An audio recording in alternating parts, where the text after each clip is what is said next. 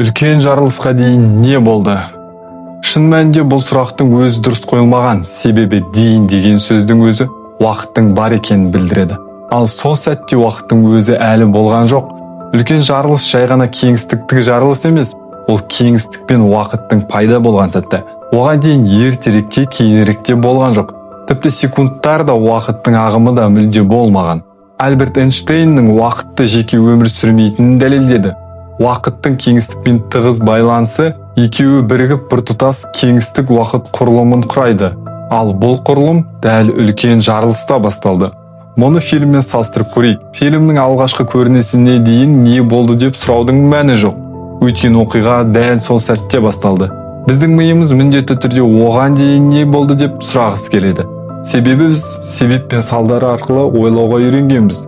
Бірақ дәл осы жерде біздің логикамыздың шегі басталады.